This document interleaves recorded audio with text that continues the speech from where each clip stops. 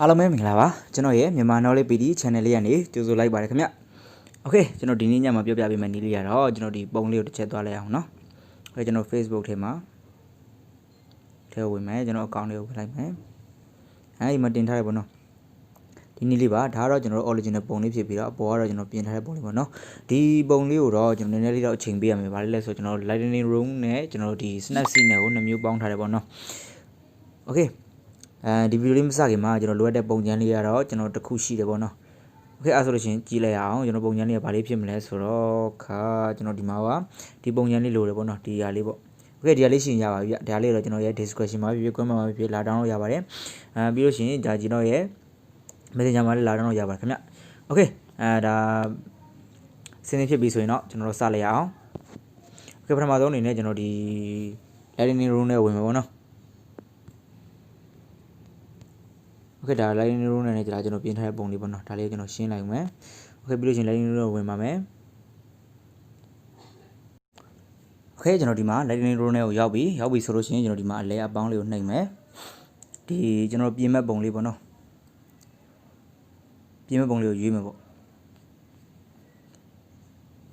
ကျွန်တော်မှာတော့ကျွန်တော်ဒီရွေးပြီးသားရှိလိမ့်မယ်ပေါ့ရွေးပြီးသားရှိလိမ့်မယ်ဆိုတော့ဒီထဲမှာကျွန်တော်ရဲ့ရွေးပြီးသားပုံလေးရှိရင်ကျွန်တော်အပုံလေးကိုဖြတ်လိုက်ပါမယ်ဒီပုံလေးပေါ့နော်ဒါပြင်ပြီးသားပုံလေးမလို့ဖြတ်မှာပါပြီးလို့ရှိရင်ဒီမှာ edit photo ထဲမှာကျွန်တော်စေ့ထားတဲ့ပုံလေးကိုယူမယ်ပေါ့ဆိုရနေဆိုင်နေကြာလိမ့်မယ်အဲ့ဆိုရှင်ခေလိုက်တဲ့ဝင်မယ်ဒီပုံလေးကိုနှိပ်လိုက်နှိပ်ပြီးရင်ဆန်းဆိုတဲ့မှာ Lightroom ဆိုတာလေးကိုနှိပ်လိုက်โอเคပြီးလို့ရှိရင် nori bar လေးကိုဆွဲလိုက်မယ်ဒီမှာ Lightroom နဲ့ရောက်သွားပြီโอเคရှာလိုက်မယ်နော်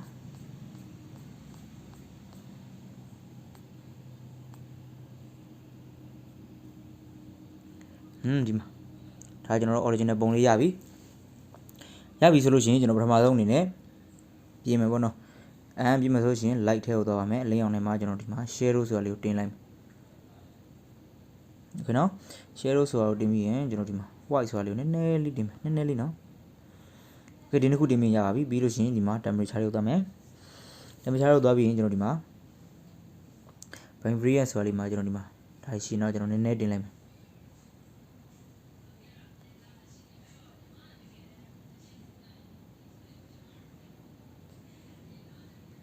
โอเคပြီးလို့ရှိရင်တော့ကျွန်တော်ဒီမှာ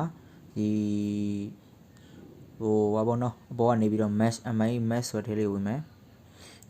အဲ့မှာကျွန်တော်ဒီမှာဘယ်ဘက်အစင်ဆုံးကလေးကိုကျွန်တော်အနီကိုရွေးမယ်ပေါ့နော်ပြီးလို့ရှိရင်အလဲရ saturation ဆိုတာလေးကိုကျွန်တော် set ထားမယ်အဲ့လောက်ဆိုရင်ပေါ့နော်ဒီလောက်ထိကြီးနေတဲ့ပုံထွက်ဆိုရင်ကျွန်တော်ထားရတိုင်းထားပေါ့နော်ဒါမှမဟုတ်ပုံနဲ့ဝါးနေတယ်ဆိုရင်တော့ဒါတော့ကိုဝါနဲ့ကိုပြီးတော့ညှိပြီးတော့ချိန်ညှိရမှာပေါ့နော်โอเคကျွန်တော်ဒီမှာဒီကောင်လေးကို15လောက်ထားကြည့်လိုက်โอเคပြီးလို့ရှိရင်ကျွန်တော်လေမွေရောင်လေးကိုရွေးလိုက်မယ်လေမွေရောင်လေးကိုရွေးလို့ရှိရင်ကျွန်တော်ဒီကောင်လေးကို -6 လောက်ထားမယ် saturation လေးပေါ့နော်ပြီးလို့ရှိရင်ဒီကောင်လေးကိုကျွန်တော်ဒီဟိုလောက်ပေါ့18လောက်ထားကြည့်လိုက်မယ်โอเคရပါပြီပြီးလို့ရှိရင်တော့ကျွန်တော်ဒီမှာအဝါဘာလို့ရမလဲဆိုတော့ -100 ထိရှော့ချလိုက်ပါ100ထိမရောက်မချင်းနဲ့ရှော့ချလိုက်ဘာမှမဖြစ်ဘူးသွားချ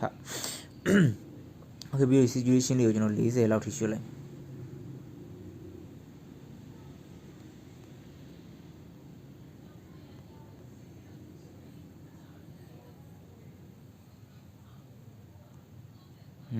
ဒီလိုဖြစ်သွားမယ်နော်ပြီးလို့ရှိရင်ကျွန်တော်အစိမ်းကိုသွားပါမယ်အစိမ်းကိုသွားရင်အစိမ်းကိုလည်းကျွန်တော်ဒီအပေါ်ဆုံးအားလေးကိုအဆုံးထိလျှော့မယ်100ထိပေါ့နော်ပြီးလို့ရှိရင်ဒီကောင်လေးကိုကျွန်တော်-19လောက်ထိထားမယ်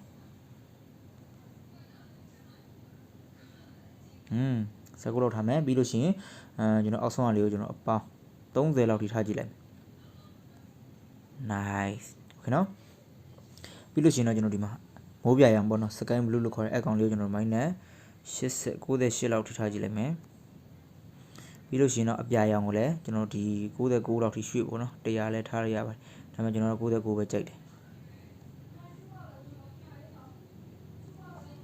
โอเคကျွန်တော်98 99ရပါတယ်ကျွန်တော်ကိုကြိုက်တဲ့ပုံစံမျိုးထားပါတော့ကျွန်တော်တို့69ထားမယ်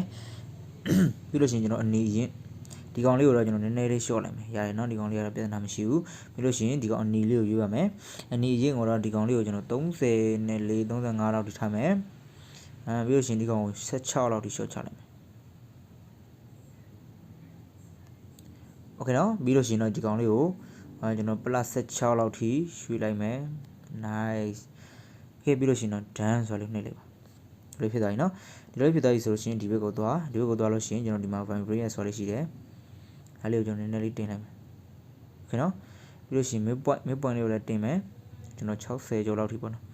နည်းနည်းရှော့ရင်လည်းရှော့ပေါ့56လောက်ထိ feather လေးကိုတော့ကျွန်တော်ဒီမှာ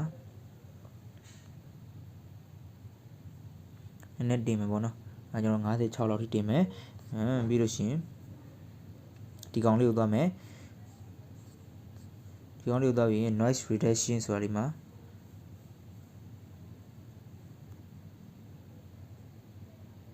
โอเคအဲကျွန်တော်5လောက်ထိတင်လိုက်မယ်နော်โอเคပြီးလို့ရှိရင်တော့ကျွန်တော်ဒီမှာဘယ်သွားမလဲဆိုတော့ဒီအောက်မှာ file လေးရှိပါတယ် profile ဆိုပေါ်ပါလိမ့်မယ် account လေးကိုနှိပ်လိုက်လို့ရှိရင်ဒီမှာကျွန်တော် artist 0123ဒီမှာလေးရှိတယ်3ကိုယူရမယ်3ကိုယူပြီးလို့ရှိရင်ကျွန်တော်ဒီမှာ160ကျော်လောက်ထိကိုယူလိုက်မယ်နော်หนีသွားအောင်ပေါ့နော်หนีမြဲတဲ့အကြောင်းလေးရဖို့အတွက်ဒါလေးဆိုရင်ကိုတော်တော်ခေါ်နေပါပြီးလို့ရှိရင်အမှန်ကြီးလေးပေးလိုက်ပြီးလို့ရှိရင် highlight ထဲကိုသွားမယ်ပြီးလို့ရှိရင် sorry ဒီကောင်လေးမဟုတ်တော့ဒီကောင်လေးကိုသွားမယ်ဒီကောင်လေးကိုသွားပြီးလို့ရှိရင်ကျွန်တော်ဒီမှာsplit down ဆိုတာလေးကိုသွားမယ် split down ဆိုတာလေးမှာကျွန်တော်ဒီမှာ highlight လေးရှိပါတယ်ဒီကောင်လေးကိုကျွန်တော်အယောင်ညှိမယ်ဆိုလို့ရှိရင်အပေါ်က hook ဆိုတာလေးနေရာလေးကိုကျွန်တော်40ကျော်45 46လောက်ပေါ့နော်အဲ့ဒီထားမယ်ပြီးလို့ရှိရင်ဟိုဘက်က saturation ဆိုတာလေးမှာတော့ကျွန်တော်ဒီမှာ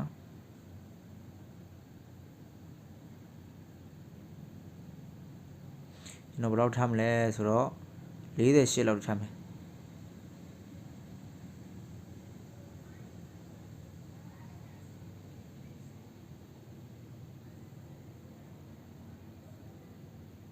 ဒီကောင်45ကောင်48လောက်ထိရှိမယ်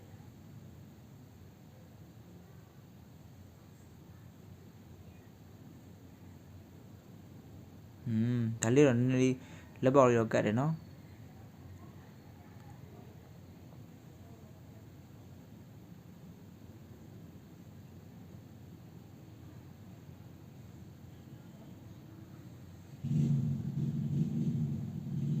ရှစ်ရပါတယ်ကိုလောက်ထိထားမယ်ပြီးလို့ရှိရင်အောက်က share လို့ဆိုတာလေးကိုကျွန်တော်နည်းနည်းလေး14 10လောက်ထိထားလိုက်နည်းလေးတူးလိုက်မယ်โอเค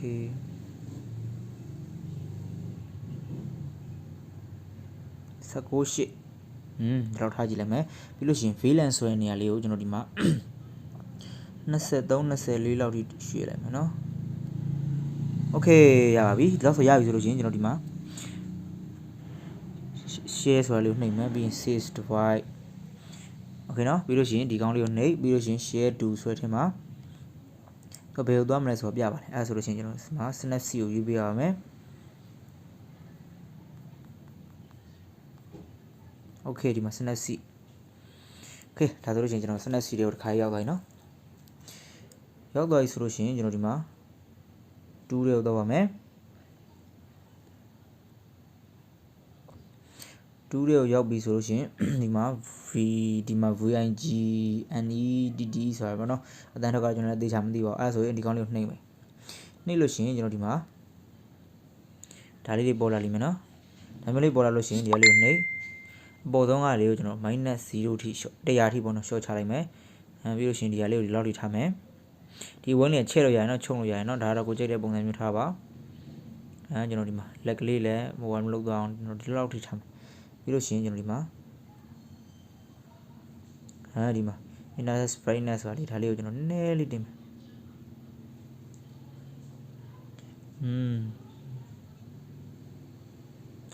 29 28လောက်ထားလိုက်မယ်ပြီးအမှန်ကြီးလေးပေးလိုက်ဒီလိုရ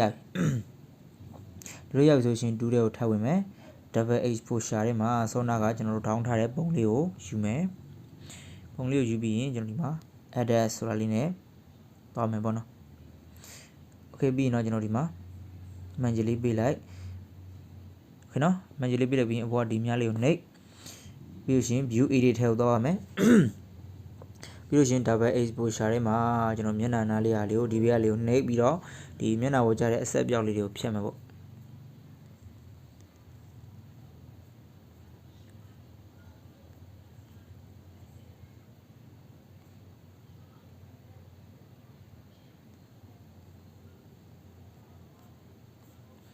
ခေလောက်ဆိုရရင်နော်ရပြီဆိုရှင် magic လေးပေးလိုက်ကျွန်တော်ဒီလိုလေးဖြစ်သွားပြီဒီလိုလေးဖြစ်သွားပြီးရင်ပြန်ထွက်မယ်ပြန်ထွက်ပြီးလို့ရှင်2တွေကိုထပ်ဝင်မယ် portrait ထဲကိုသွားပါမယ် portrait ထဲမှာ canvas ဆိုတာလေးကိုကျွန်တော်ဒါလေးကိုယူပါမယ် canvas 1เนาะဒီမှာအများကြီးရှိ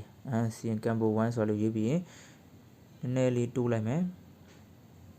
smooth လေးကိုကျွန်တော်36လောက်ထိထားမယ်iron color ဆိုတဲ့ထဲမှာ sorry color မဟုတ်ဘူးเนาะ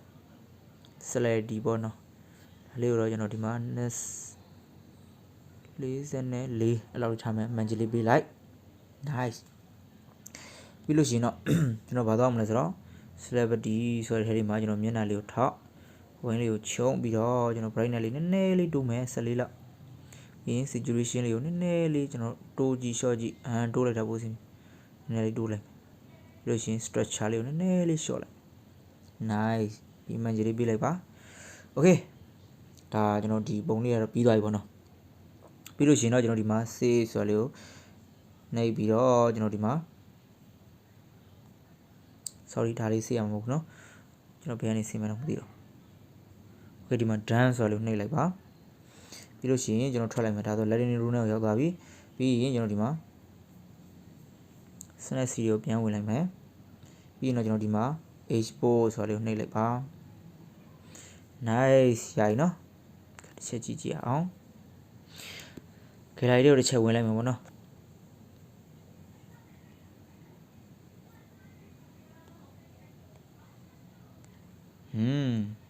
ဒီမှာပါဒါကျွန်တော်ပြင်လိုက်တဲ့ပုံလေးကလိုလေးရသွားပြီပေါ့နော်ခေဒါကျွန်တော်ဆွမ်းနာပြင်ထားတဲ့ပုံနဲ့မကွာပါဘူးဒါတော့ကျွန်တော်ဟိုပုံစံကိုအရင်ကြီးမကွာအောင်ပြင်ထားတာမို့လို့ပါโอเคဒီမှာပါကြည့်လိုက်ပါဒါမူရင်းပုံဖြစ်ပြီးတော့ဒါလေးတော့ပြင်ထားတဲ့ပုံလေးပေါ့နော်ဒီနီးလေးကတော့အရန်ကိုစမှုဖြစ်တယ်လို့တော့ကျွန်တော်ထင်တယ်ဗျလူတော်တော်များများလည်းကြိုက်ကြမယ်လို့ထင်ပါတယ်ဒီနီးလန်းလေးကိုအသုံးချပြီးတော့ကျွန်တော်အလှပဆုံးပြင်နိုင်ကြပါစေโอเคဒီနေ့ညတော့ဒီလောက်ပါပဲဗျကျွန်တော်ရဲ့ဗီဒီယိုလေးကိုအဆုံးထိကြည့်ပေးကြတော့ပရိသတ်တယောက်ချင်းစီတိုင်းကိုအထူးပဲကျေးဇူးတင်ရှိပါတယ်နောက်ထပ်ဗီဒီယိုတွေမှာလည်းပြန်လည်ဆုံတွေ့အောင်ပါခင်ဗျကျွန်တော်ရဲ့ဗီဒီယိုလေးတွေကိုကြိုက်နေတဲ့တဲ့ကြည့်ရတာလည်းဘုသူတိုက်ရတယ်ပေါ့နော်ဆိုလို့ရှိရင်ကျွန်တော်ရဲ့ဗီဒီယိုလေးကို share လေးတွေ like လေးနဲ့ share လေးကူညီပေးကြပါလို့တောင်းဆိုချင်ပါတယ်အားလုံးပဲကျမရဲ့ကိုစိတ်ကြပါ good night ပါဗျ